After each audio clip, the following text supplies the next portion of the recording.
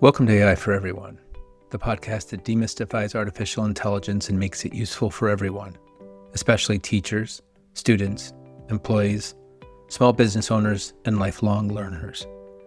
I'm your host, Brett Hansen, a 25-year veteran teacher with years of experience exploring, implementing, and teaching AI. As a Google and ISTE educator, I'm here to help you navigate this quickly changing world with confidence, curiosity, and a focus on ethical, practical use. Each month, we'll explore AI from 4 different perspectives important to everyone. We'll start with AI in education, featuring interviews with top educators and AI education experts. Week 2 is AI in focus, a deep dive into a single powerful concept or tool. In week 3, we'll explore AI in action, where we'll have a practical workshop on a critical skill or discuss a pressing ethical issue. And we'll round out each month with AI in business, bringing you the latest updates and recommendations for small businesses and the workforce with my business co-host, Andrew Clyden. This structure ensures we're always covering the practical tools and future-ready skills you need to succeed and grow. So whether you're new to AI or ready to level up, you're in the right place. Let's get started. Today, I'm thrilled to welcome a special guest who brings a rich and diverse perspective to the conversation around AI in education. Jamey Hill is a passionate educator with 16 years of experience, including a decade dedicated to educational technology and virtual learning. She holds a bachelor's degree in elementary education, a master's in learning design and technology, and has earned certifications from the Macomb Academy for Digital Educators in Generative AI, as well as being a Google certified educator and teacher leader. She is also currently pursuing her ISTE certification, which is a lot of work, I know, because I'm doing it right now too. Jamey's journey is a fascinating one. She began as a Montessori-inspired classroom teacher for 1st, 4th, and 5th, 6th grade classes, believing deeply that the hand is the tool that feeds the brain. Her path eventually led her to the world of technology, first as a tech support specialist for Apple, and for the last 10 years as a virtual school leader. In her current role as a director, she was instrumental in building a virtual elementary program from the ground up and has spent the last year developing AI policy for training for both teachers and students. She's an experienced presenter at conferences like Jamey, and she is deeply committed to what's human-centered in our tech-driven world. Jamey, welcome to AI for Everyone. Thank you so much, Brett. I appreciate you having me. I'm very excited to be here today. Right. So what, did I pronounce that right? Jamey? Is that how you pronounce it, or how do you pronounce that? I've heard it that way. Some people say McCall. Yeah. So that's a very nice way of saying you're wrong. That's a nice way of saying you said it wrong. I've heard it both ways. McCall. McCall sounds better, so it's McCall. Yeah. Great. So why don't you tell us a little bit about yourself, that, something else that's important that'll help us better understand your relationship to technology and education. Yeah, perfect. Well, I think the introduction you gave was perfect. Thank you so much. I'm glad we connected through ISTE, and that's kind of how I'm here. I'm knee deep in that work as well. So as you could kind of hear from my intro, part of my work has always been in developing and designing things that don't exist yet. I'm very passionate about best practices in education. And it's not that I love and embrace AI so much, it's that I love making sure, we're embracing it with fidelity, and is this tool a best practice? You know what I mean? So that's kind of why my hands have stayed in it. So I just realized, over a year ago that AI was progressing at such a fast rate, and we started at work kind of like everybody else. Oh, look at this tool. Look at this tool. Yeah. This is so cool. And it had just become overwhelming. And we kind of took a step back and we were like, what are we even doing? All we're doing is talking about these tools, trying them out. We've got no plan. We've got no guidelines. We've got no vision. Our teachers aren't trained. And so it was kind of a disaster. I know I talked with you. I feel like that's kind of where some people still are landing, right? Kind of don't know what to do. May not have a guidance or a policy around AI at their school. So it's a complicated issue, yeah. Yeah. the professional learning networks and conferences I go to, it's at the front and center of the conversation. And it seems to be that if you even have a guidance, you're ahead of, where other people are right now. Yeah, it's true. One of the other interests for me is the AI in small business world, but also for individuals. I coach some individuals in how to basically go from looking at and using AI as a series of tools that will help me with these little tasks to using it as some kind of an operating system, dedicating themselves to one or two of the major labs or the major systems, and then figuring out how to integrate it for efficiency. And we're nowhere near that in public education, but with people like you are going to get closer. The business world is always so far ahead of us. I feel like education, which, it's my jam. I'm not putting it down, but I'm saying, like, I feel like we stay dusty and we stay stuck in our ways until we're forced to change. And by then it's like too late. We're really not super innovative. And if it gets AI, I'm sorry to interrupt. AI is moving so quickly that it used to be that we would be behind and then we kind of start catching up as new things were happening. Now we're going to be steps and phases behind. It is an important issue. I know. And my concern too is if we don't step up as educators and people with this knowledge, then other people will start making laws about it. You know what I mean? And I really love being part of those conversations. So that's kind of where that all started. With me building elementary at our virtual school, I then kind of switched gears and we built something called the InnoHub, an internal innovation team. And those are the people that were like testing out these tools. So I kind of spoke to you about how we were like we hit a wall. Like, what do we do now? And so that's when we decided, I took the lead on developing a guidance, not a policy, but a guidance. Because like you said, AI was changing so rapidly that I didn't want a policy to be enforced, but I want it to be guidelines that we could like change and edit as we go. No one really knew what we were doing, right? So we started out with how you spoke about like what makes us human. Well, what do we believe here at, our virtual school? What makes us who we are? What are our core values? And with any tool, whether it's AI or anything at all that we embrace, a new curriculum, you always want to stay true to who you are, right? Not just with AI. So we created the guidelines around who we are, what do we believe, and then from there, let's evaluate an AI framework to integrate into our school. So that's how it started. So you're doing this for a virtual school. Is your virtual school also a brick and mortar, or is it all virtual? It's not a hybrid. Yep, we're totally virtual. So that makes it a little more unique of a situation.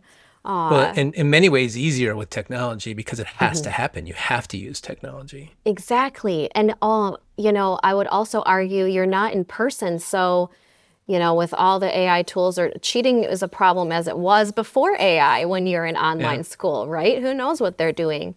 So there's that whole conversation. Yeah, but at DLAC, that's a really great conference for online educators.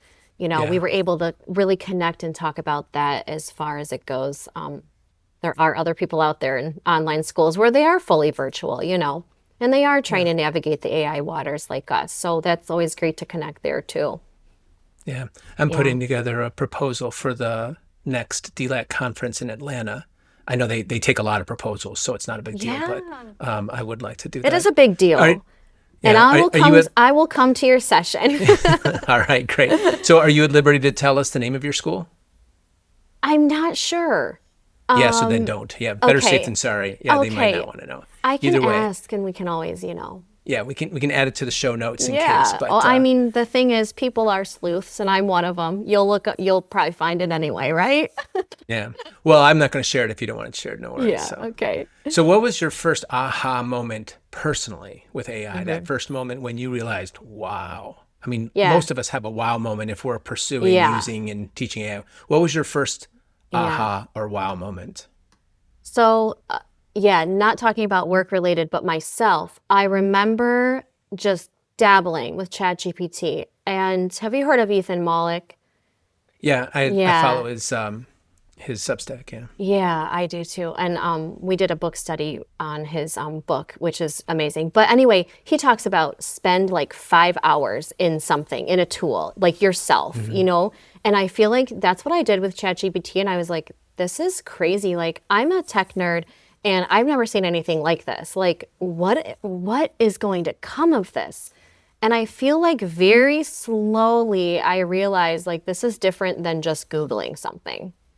Very And it was different. kind of like, wow. Like, I kind of felt like, you know, in books, when, I don't know if you're a reader, but in books, when they say there was a moment before the woman died and after we discovered the woman or something. And I felt right then like, okay, like, this is a pivotal moment in my life. Like, I'm always going to remember the before and after I was introduced to ChatGPT, you know? Yeah. But that's what I did. I was a ChatGPT at first. Were you? Yeah, I started with Okay. ChatGPT after one of my students came and asked me about it. He was probably the best student in our school at the time. He wound up graduating his valedictorian in his class last year, but he came and asked me, it was like in January after the Christmas break, after ChatGPT had come out in November of 22. And I hadn't explored it yet, and then I did, and that was when I got started. My aha moments were little ones until I started creating custom GPTs and gems. Oh my And for me, goodness. that has been the real. Now I get it. I mean, I love the questions and the answers and better searches and more data. Prompting. And then and I was stunned by Notebook LM when it came out, and now it's got even better. But building your own low-level agentic GPTs and gems is really kind of the big step for me. But I remember there are lots of ways. when I was using ChatGPT, and I remember when the GPT store was released, only for the paid version, and then it was released for everybody. I was so excited. It kind of reminded me of like the TPT store, where you could go create something and sell it essentially. Just recently at McCall, one piece of my presentation was the Canva GPT that's integrated already, where it's already like preloaded and you can tell it to Right. make flashcards and all this stuff. And yeah, it's just amazing like that exists now, to think of how far it's come in such a short Yeah. time. It's wild. Those GPTs, that's wild. Yeah. Well, this episode will come out later, but today's the day after GPT released 5? GPT-5. Yeah. Yeah. And I started playing around with it this morning, and it's better. It's definitely Okay. better. Do you think it's but faster or? It's definitely faster. Okay. It has, I think one of the biggest improvements is that now everyone can use the fastest reasoning tools or models within it. So it's the people that it really benefits the most are the free users. For paid, I have a paid account. For paid accounts, Yeah, it's me too. better. It's just not like I heard I listened to this podcast called Hard Fork, and what they said, it's evolutionary, not revolutionary. So it's moving it Yeah. along, but it's not extraordinary, except Yeah. for free users, because free users are now going to get the longer, full experience that paid users had before. Yeah, So it's lucky. it's a good thing. Yeah, it is a good thing. When I was first doing, all of that, and we were talking about creating that guidance, while we were doing that work, some guidances and frameworks were coming down from the state and all, different levels. And what I did, instead of reading them, Brett, you mentioned Notebook LM. I uploaded them into Notebook LM, and I let it read to me summaries of those instead of me plowing through all of them. It was a nice overview. Of course, I still read through, but it was so cool. And that changed fast too. All of a sudden, it wasn't the man leading the conversation in the podcast. The woman was also taking a lead. Because do you remember in the early days of Notebook LM, I the do. man was dominant? And then like 2 weeks later, I was at a conference and you could click in to participate in the podcast. Like it is so neat to me. Yeah. Yeah. And now they have added, I know it's for paid users of Gemini, but you can create a video very much like the audio. And so it is really good for teaching students or for sharing information. I agree with you Wow. wholeheartedly about the voices. They've gotten a lot better, Yeah. the dialogue back and forth. And I also like the question option where you can integrate and be a part of the podcast episode. I'm hopeful that I'll be able So to use neat. that with my students next year. This year, we're not activating these tools for students at my school. I Oh, wish are we you a would, but we're Google not. school? Are you like a Yeah, Google Classroom school? Oh, you are. Okay. yeah, yeah. Okay. So that's one of the reasons why I lean more and more to Gemini and Towards it. Google is Yeah. because it's worth it as a teacher and an educator and all that. But there's some amazing Yeah. programs in there. With your students, though, I think Notebook LM has like an awesome note-taking feature, right, for them? It Like it'll does, produce but notes. Yeah. it will. Study guides. I'm not sure if that's available unless they're a part of the Google workspace, the Oh, education okay. workspace, and the school Okay. has to activate it because technically, Oh, before Google changed these regulations for Notebook LM and for the whole Google hmm. Education Suite, Notebook LM was only supposed to be for people 18 and over, so it wasn't designed for Yes, I schools. remember that. Yeah, but they Mm-hmm. modified it and Mm-hmm. changed it, and one of the things they added was the notes, and then they have the learning method system that's down below. I just don't know if those are going to be available for my students because I let my students Right. use AI in class. I Right. think I might be the only teacher that does, but I want them to use the Google versions because they're more You have protected. They're access locked to it. down. Yeah, Yes. but we'll see. 100%. Yeah. Very cool. So I could talk about Google I all know, day, me but too. what I really want to talk about is your creation of this system. I mean, I Yeah. don't Okay. know very many people who have created an AI system from the ground up, especially for a virtual school. So tell us a little Yeah. bit more about that and what it Okay. entails and Well, it pros and cons. sounds So a anything you want to lot. share? Yeah, it sounds a lot more glamorous than it really is. I did not create something that I could like sell that is like so cool and it's like the answer to everything. You know what I mean? But Hmm. what I did was what I always do. So before AI, if there was a tool we wanted to use, we would evaluate that tool. Is this a best practice to use this tool in this lesson, right? So fast forward to our framework and AI, we then were like, oh my goodness, we need to not only have guidance, but we need to start training our teachers. We all need to get on the same page here, right? So we started out with just very part one basic defining AI. What is it? Let's get our hands in it. We held sessions for all the staff. I guess I'll just focus on the teachers right now, but we held sessions that were elementary specific, middle school specific, high school specific. So it was really introducing them to our guidelines and also giving them a hand in what do they think the guidelines should look like and say, and making sure they're understood and making sure everybody knew we all have a part in them and they can change, right? And that we would stay true to the core of who we are at our school. So, because there's a lot of, I know you and I are excited, we like the latest tech and the latest gadgets, but there's also people that are really fearful and also, well, Yeah. I am too, but also people that there's pushback, right? Like, I'm not going to use that. So in our part one, it's kind of like defining who we are. Are we going to require that staff use it? Are we going to block certain things? Like, who are we and what are we going to do here? Because at that point, it was like willy-nilly. I remember DeepSeek was released or something at one point, and someone was using that and come to find out like they were like stealing your information on your desktop or something like that at that point. So part one was just defining AI and getting the staff used to what it is and who we are here and creating a framework that was like going to work for us. So Brett, did I create something from the ground up? Kind of the same way I developed elementary, but I leaned heavily on other people, the groups that I go to, the AI for EDU site. They had a lot of good information. Yeah, I've been there. Yeah, and just pulling information from wherever I could, that would be best practice. I also shout out to Dr. Saba Kudwe. I'm not sure if you know of her, but her WISE method and Spark framework really was helpful. I joined a foundation, or I think it's called a foundation, a group at that point called Human Intelligence for AI in Education.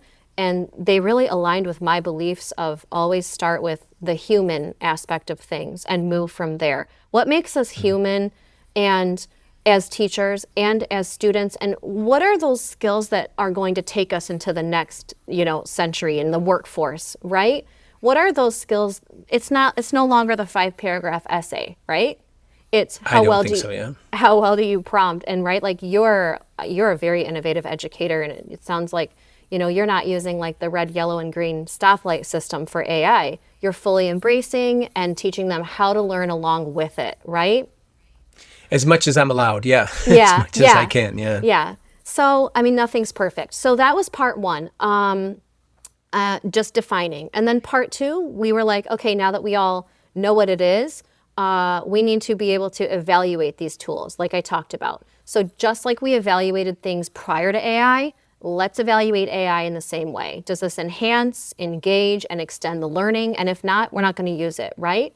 And like you said, it's not going away. So we had to decide, are we going to be like the school that uses the red, green, and yellow stoplight system to tell students, they can't use AI? And are we going to get in a rat race of trying to find cheating all day?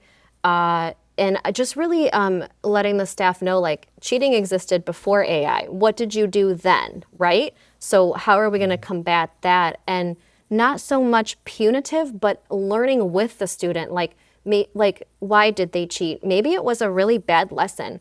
A lot of teachers struggle, and I say this with such grace and kindness, but looking inward, like your lesson might have stunk. And the best lesson is one where you could use AI and it wouldn't matter because the outcome is way more awesome than like a 5-paragraph essay or a multiple choice, right? We talk about what's the point. I mean, just like invaluable learning, as you can hear, I'm really like passionate about. I've always been passionate about best practices in online learning as it is. And so as this wave of AI came about, it just like blew me into again, okay, what's best practice with this? Because kids are going to cheat even more, right? So how do we embrace it and stay innovative and prepare them for what's coming? We don't want them to, at our school, we do embrace it. And we feel that if we don't, they're going to go to college and not know how to use it, right? They're not going to be prepared for the workforce. They're not. And the centerpiece should be some level of engagement. Either they get to choose things that they're truly interested in, or we figure out ways to get them interested in what has to be learned. And then you just don't have to worry about cheating as much if they're truly engaged. Maybe still some, of course, but not as much. Yes, and if you have a good lesson. And if you do have an oopsie, let's talk about why and what didn't you know that I could have helped you with. Do you know what I mean? Right. So it was kind of like the part two, when we were evaluating, we were also talking about things like that, like how are we going to address cheating? And we decided we're not going to use like ChatGPT 0 or whatever it's called, GPT 0. And we talked about how that was so inaccurate and there were biases and all of this stuff. And how we were really going to embrace the WISE model. That's Dr. Saba Quidway. Yeah. And I love how that model talks about integrity, which is at the core of everything, not just AI, and also your decisions. How do they affect others around you, right? And yourself. I always tell my students, which I don't know, I haven't had students for 6 years now, but I always would tell them, who are you when no one's looking, right? That's integrity. And I would also say learning is a gift. So no one can take that away from you. And so what you take from it is yours, right? So if you cheat and, blah, blah, the assignment, that's something for hurting yourself. Do you know what I mean? Yeah, I do. I agree with all the completely. And I agree with the philosophy of engagement and who you are is what you do on a regular basis. There's no doubt AI makes it easier to cheat in traditional pathways, but they're going to do that at home anyway. Like last year, 100%. I had a lot of students who were not doing the reading or not reading their independent books, and because they could just go get the notes online. Mm-hmm. And so I made some adjustments, and that's what we have to do. They're not going to stop using AI because I don't let them use it in class. They're not. No. And so we have to figure out a way to teach them how to do it efficiently, effectively, ethically. Yeah. And they say, teachers make the worst students, right? So I'm the first one that's going to find the way to cheat. So, it's like teaching them from that perspective, right? Like, hey guys, I know this would be easier, but just that. So that was part one was defining, part two was evaluating, And then for us, part 3 was integrating. So we actually, all of last year was training teachers, in all of those 3 sections. And so at the end of last year, okay, so we've got our guidance, we've got our training, we've defined, evaluated, we've had lots of sessions, and now it's time to integrate. So now what does it look like when a new teacher comes on board? Well, we have to now include AI training. AI literacy is our goal, right? And also, what does it look like for students? So okay, the staff is comfortable. Now, how are we going to teach our students about it, right? And so we've decided to integrate it into the curriculum. So we integrated it into digital citizenship courses. And in high school, there's a couple courses that are, I think, foundations in artificial intelligence, but those are optional electives. And we wanted to make sure that when you left our school, you could say, hey, I'm ready, I'm prepared. I would consider myself an AI literate student for as what that means. So that's why we put it in the digital citizenship courses. And it's nothing crazy. It appears, I think, 4 or 5 times a semester. And it's the same really as the teacher framework that they worked through. And Brett, I did pull from, good AI literacy frameworks that have already been created. Like, for example, I know I keep shouting out AI for EDU, but there are others that I could mention that we pulled from and made it work for us as well. I think it's called Common Sense Media. Surprisingly, they don't have elementary. They might today, but they didn't when we were integrating. But they did have 6 through 12, so we used some of their stuff. There's a lot of resources out on the internet and in, for nonprofit organizations and things like that. We don't need to start from the beginning. No, you don't need to really recreate the wheel. Yeah, you need to find, you need to be AI, literate yourself, up to date, and then, have a good group of educators that you collaborate with, because no one can do anything alone, right? We need each other. And just bounce ideas off and figure out what will work for your school. And I would say for anyone who's trying to do this, surround yourself with people, right? Don't do anything alone. I would also say start small, because it sounds very overwhelming. So that's what we did. We just started in steps of what's the most important? And it was that guidance, because if we don't have that, we can't do anything, right? Yeah.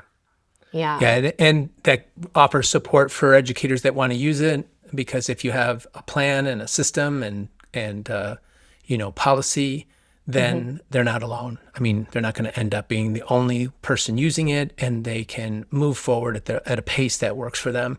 I do think, and you mentioned it in your notes before we were talking about the equity issue. Without a doubt, for me, in the realm of education, this is clearly an equity issue. And I see, as a teacher in a rural school, as surrounded by mostly rural schools and one sort of small town school, the difference between what these students are experiencing and learning compared to, say, the school district of Chicago or Miami or Los Angeles or New York, where they've implemented AI systems and they're allowing them, and you guys are doing it. A lot of online virtual schools are seeing the power and importance of AI.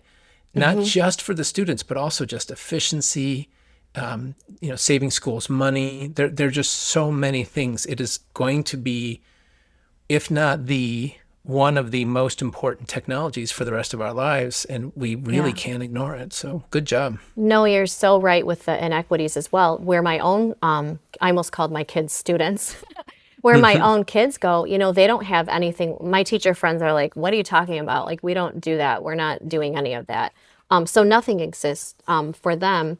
But I always say, again, it's not just with AI. It was prior to AI, all of those inequities that exist in education anyway, right?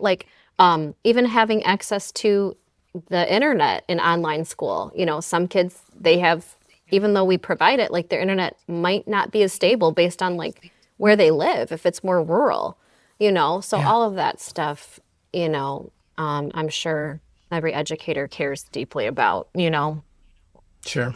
Yeah. Well, thank you for sharing your experience of building that curriculum. The last thing I'd like to ask you today is to just, if you're willing, tell us about how you either do or don't use AI in your own life, What are your hopes and fears about AI in your own life? I mean, so I'll give you an example. I use it Yeah. as an operating system. I more and more consistently use my Gemini paid account Awesome. and with custom gems in order to do all kinds of things on a regular basis. I have been sucked in, and I like AI a lot more than I thought I would, but it's That's true. so cool. Yeah. So how do you feel about AI in your Yeah. own life, and what do you? I mean, there are concerns, Uh-huh. but what would you For say about that? sure. Everything with a skeptical and critical eye and best practice eye. But I am, as you can see, a tech nerd and I love education. Like, so ed tech is my realm. I love like the newest little gadget. So it's so sad in my marriage because my husband has to take my phone when it's old and I get the newest version. There So you go. same thing. Same thing with all these like AI tools. I love it. So like I was waiting. Remember, I think it was, I don't know, 2 months ago, maybe a little more, when Canva put out all of their new releases. I couldn't wait to get my hands on Canva code. Yeah.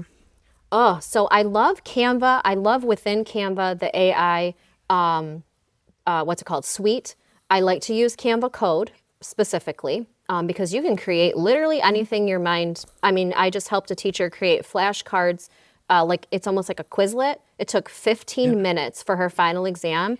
And I was talking with her. She wanted to make a Kahoot. And I'm like, a Kahoot takes so much longer to create. Plus the kids just, there's like a question bank. Why don't you do something that's going to, be done in 15 minutes. It's like a website. You don't have to know a lick of code, and they'll get more out of it because they're not playing a guessing game with Kahoot and waiting for music and waiting for all this other stuff. And so Right. Canva AI for sure. And then also, I told you earlier, I do love ChatGPT. I'm a ChatGPT girl. I know people have clung onto Gemini and Claude, but I really have stuck with just one. And I know that Ethan Mollick also says stick with one kind of that you love, right? And like get really good at Yeah. it. So in my work, I have created some custom GPTs. I definitely have the other ones from the store pinned on the left. And just this week, I used the agent mode. Have you used that yet? Okay. I So I mess around used, with it. I'm a little bit nervous about agent mode stuff. I feel like I have to understand it better before I'll yeah, do anything meaningful with it, but I I am didn't very do anything interested in it. crazy. I didn't do anything Yeah. crazy, but I used it to compare competitors, and I was like put together this Excel document. So it was in agent mode, but I think it did a lot of deep research. Created a huge Excel document that would have taken me so long. It even scraped their sites to see who they used for marketing.